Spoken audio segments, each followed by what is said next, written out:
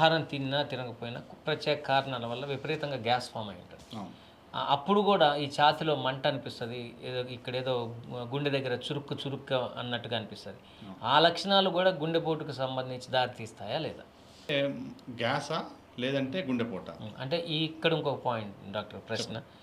ఒకసారి ఇట్లా పేషెంట్ హాస్పిటల్కి వెళ్ళొచ్చిన తర్వాత యూజువల్గా వీళ్ళు బయటకు వచ్చిన తర్వాత ఏంటంటే వెళ్ళంగానే ఇట్స్ వెరీ సీరియస్ కండిషన్, దీనికి ఒక 30,000 లేదా 50,000 రూపాయలు ఇంజెక్షన్ వేస్తే కానీ మీ లైఫ్ సర్వైవ్ కాదా అని చెప్పారు. సో మేము వేయమన్నాము, నెక్స్ట్ డేకు మాకు గ్యాస్ తగ్గిపోయింది, అనవసరంగా వేయించుకున్నాం ఇంజెక్షన్ అనే ఒక అపోహ ప్రజల్లో ఉంది. సో దానికి ఒక క్లారిటీ కూడా ఇవ్వండి.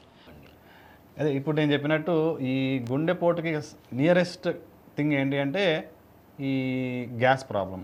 సాధారణంగా గ్యాస్ ప్రాబ్లమా గుండెపోట అనేది 100% ఇదే అని చెప్పగలగాలి అంటే మాత్రం ఇన్వెస్టిగేషన్స్ ఏదో ఒకటి చేయించాలి. ఈ ఇన్వెస్టిగేషన్స్లో భాగంగా ఫస్ట్ మనం ఈసీజీ చేస్తాము, తర్వాత ఎకోకార్డియోగ్రామ్ చేస్తాము, తర్వాత ఈ బ్లడ్ టెస్టులు చేస్తాము. ట్రోపోనిన్ అని ఒక బ్లడ్ టెస్ట్ ఉంటుంది. ఇది సాధారణంగా గుండెపోటు వచ్చిన వాళ్ళలో బాగా ఎక్కువ వాల్యూస్ పెరుగుతూ ఉంటాయి.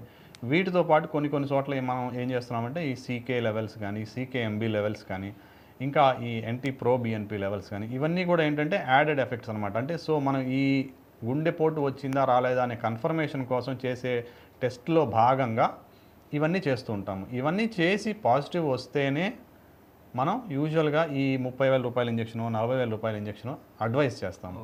అది ఏంటి అంటే లైఫ్ సేవింగ్ అండి. దాన్ని ఎప్పుడూ మనం నెగిటివ్గా ఆలోచించకూడదు. సో మనిషి ప్రాణం ఇవాళ రోజున మనకి అంతా బాగా అయిన తర్వాత రేపొద్దున ఏదైనా అంటాం. సో ఇవాళ రోజున ఏదైనా జరిగితే మీరు ఎందుకు చేయలేదు అనే ప్రశ్న కూడా వస్తుంది. సో ఏంటంటే సాధారణంగా ఏదో ఒక ఎవిడెన్స్ లేకుండా వైద్యం అనేది స్టార్ట్ చేయండి.